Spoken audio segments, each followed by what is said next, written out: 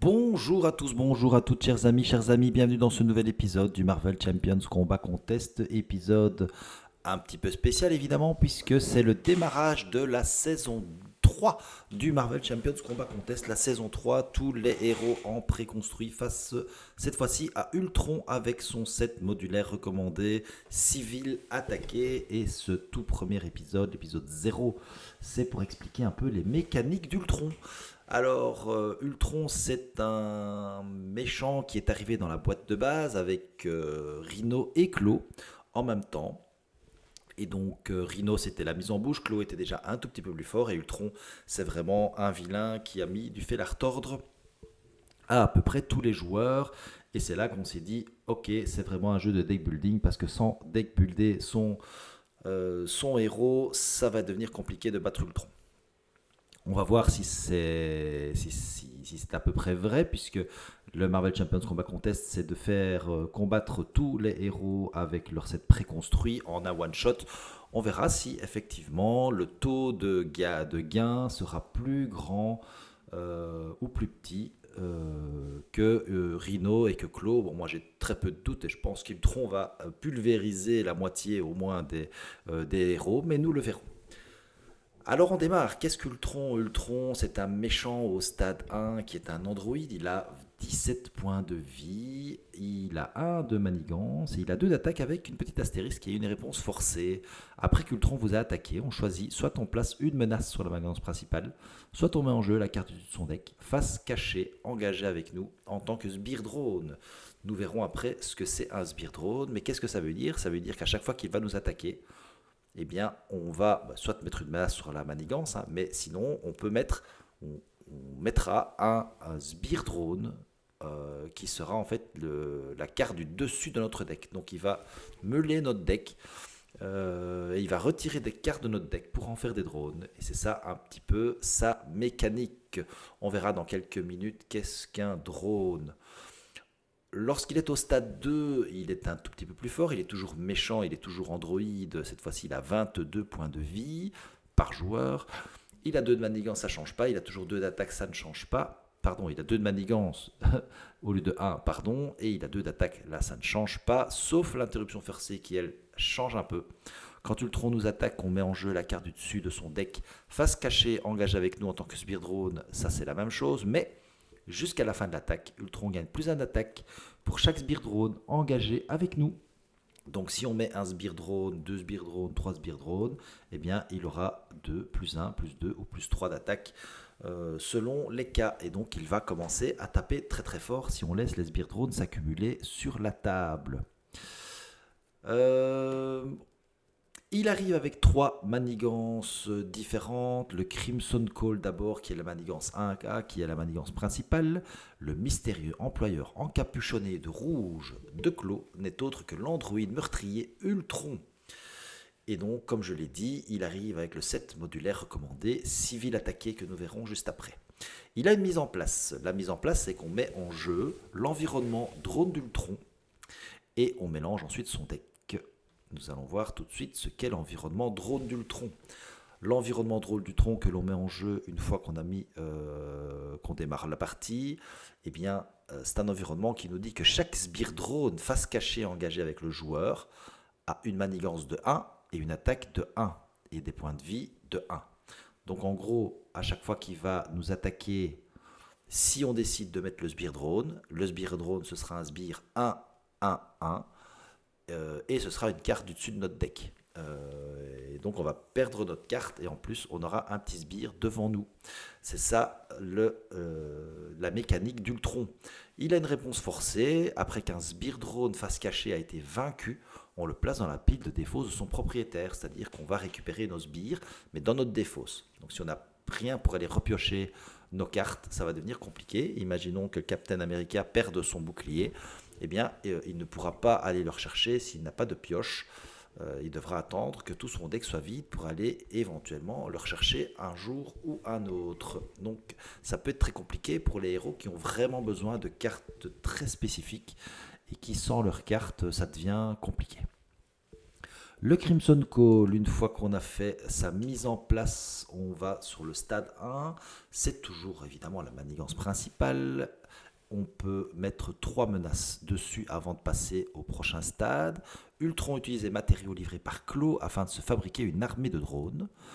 Une fois qu'on la révèle, chaque joueur met en jeu la carte dessus de son deck face cachée, engagée avec lui en tant que sbire drone.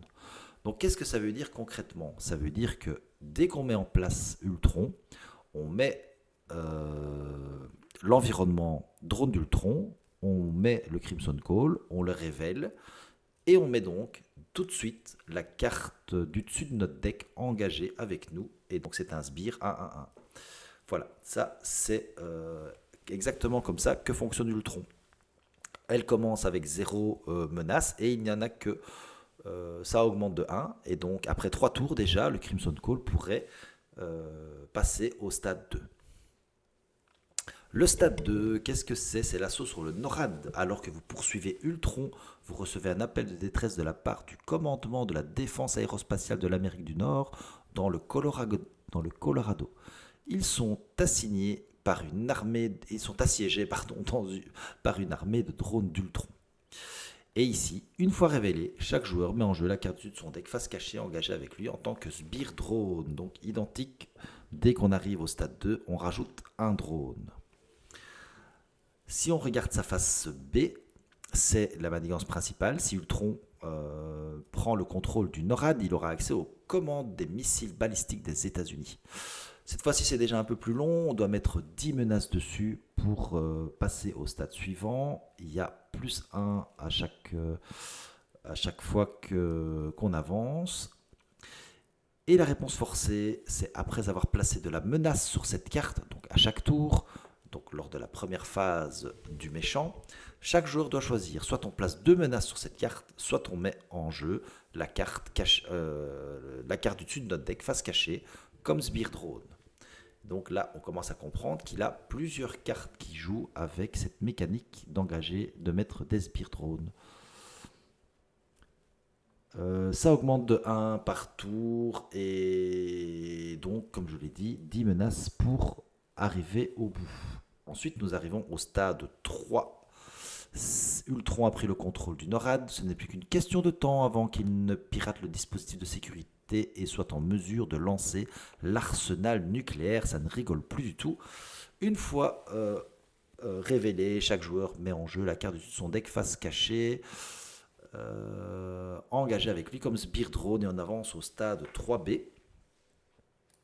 Donc idem, dès qu'on arrive ici, on met un sbire drone, et cette fois-ci, c'est la fin de la fin, c'est le compte à rebours pour l'enfer.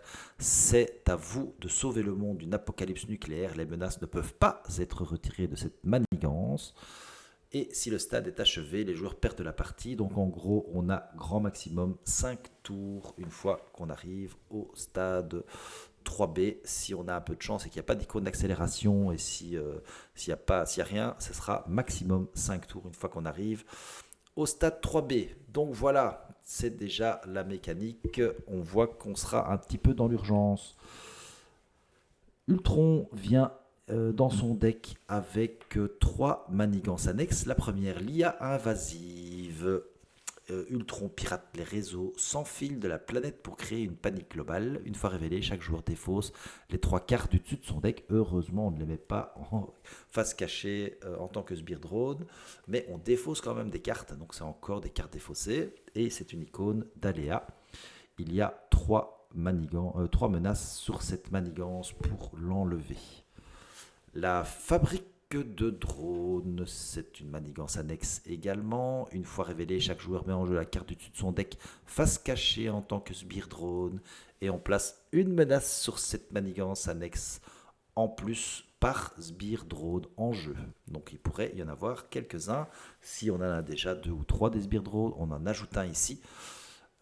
Et donc on va faire en sorte d'avoir, il est possible qu'on ait beaucoup de menaces sur cette manigance. Il y a une icône d'accélération dessus. Il y a ensuite les ordres d'Ultron. Ultron dirige son armée de drones comme s'il s'agissait d'une ruche. Une fois révélé, le premier joueur met en jeu les 2 cartes du dessus de son deck face cachée, engagé avec lui en tant que sbire drone, une icône d'aléa. Et il y a 2 menaces dessus. Donc c'est une menace qu'on va avoir facile à enlever. Par contre, ça nous met beaucoup de cartes devant nous et ça nous enlève des cartes de notre deck, ce qui est assez embêtant. Donc on le voit, ces différentes manigances sont assez embêtantes et vous verrez que c'est pas fini en termes de cartes. Il a des choses qui sont un petit peu violentes. Les traîtrises, la rage d'Ultron, il y en a 2. Il y a 2 icônes de boost. Ah oui, j'ai pas dit, mais lien invasif, c'est 3 icônes de boost. La fabrique de drones, c'est 2 et les ordres d'Ultron, c'est 3. Ici, nous avons 2 icônes de boost. La rage d'Ultron, la traîtrise. Une fois révélé en alter ego, Ultron manigance et on défausse la carte du dessus de son deck pour chaque menace placée par cet effet. Oui, donc encore de la pioche de deck où il nous enlève nos cartes. Une fois révélé en héros, Ultron nous attaque et même chose, on défausse les cartes du dessus de son deck pour chaque dégât infligé par cette attaque et donc on va encore une fois meuler le deck. L'attaque des saints, il y en a 2 également. C'est une traîtrise. Une fois révélé, chaque sbire drone engagé avec votre héros vous attaque. Et s'il n'y a pas d'attaque effectuée par cet effet, eh bien on met en jeu la carte du dessus de son deck face cachée engagée avec nous comme sbire drone. Encore une fois, on enlève une carte et on la met en jeu. Traîtrise, efficace. Ah oui, et il y a une icône de boost. Efficacité d'Android avec une icône de boost astérisque. Une fois révélé, chaque joueur met en jeu la carte de son deck face cachée engagée avec lui en tant que sbire drone. Et si c'est en forme de boost qu'on l'a choisi, soit on dépense une ressource mentale, soit on met en jeu la carte cachée, la carte de son deck face cachée en tant que sbire drone. La séquence de réparation, c'est une traîtrise avec une icône de boost et une icône de boost et une icône pour avoir une menace ou une attaque supplémentaire. Une fois révélé, Ultron se soigne de 2 dégâts pour chaque sbire drone engagé avec soi. Si aucun dégât n'est soigné par cet effet, ça gagne renfort. Et si c'est en forme de boost qu'on la pioche, Ultron se soigne de 1 dégât pour chaque sbire drone engagé avec vous. Il y a 2 cartes comme cela. Alors, il vient également avec 3 attachments. Le premier, c'est le transmetteur de programmation. C'est un objet tech. Il donne +1 de manigance. On l'attache à Ultron. Il y a une icône de boost. Et il a une petite réponse forcée. Après qu'Ultron a manigancé, on place une menace sur chaque manigance annexe. Il y a une action de héros pour l'enlever. On doit incliner son héros et dépenser 2 ressources mentales. Et donc il est bien noté 2 ressources mentales. Hein. Donc ça veut dire que... Ah non, c'est pas écrit imprimé. Donc on pourrait utiliser une ressource joker. On défausse cette carte. Il vient également avec les drones améliorés. C'est un attachement condition. On attache cette carte à l'environnement drone d'Ultron. Et là, ça va piquer. Chaque sbire drone face cachée gagne +1 d'attaque, +1 point de vie. C'est-à-dire que chaque drone devient 2 d'attaque, 1 de manigance, 2 points de vie. Et on a une action de héros. On peut dépenser une icône de chaque sorte pour défausser cette carte. Et il y a 2 fois les drones améliorés. Il vient en plus avec 3 sbires. Ce sont des drones d'Ultron avancés. Ils ont 1 de manigance, 1 d'attaque et 4 points de vie. Ils sont gardes.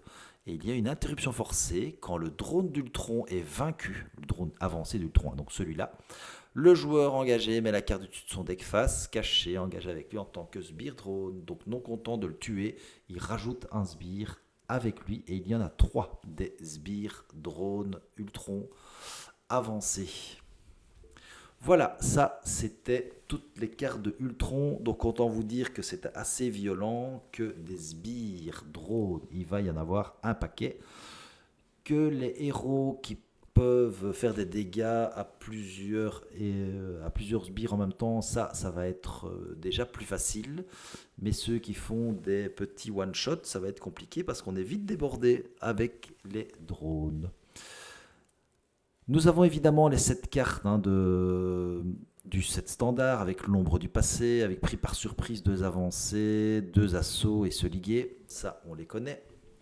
On va pas passer dessus. Et nous avons enfin Civil Attaqué, le set modulaire recommandé. Alors Civil Attaqué, c'est une manigance annexe. Des civils sont attaqués, ils ont besoin d'aide et vite.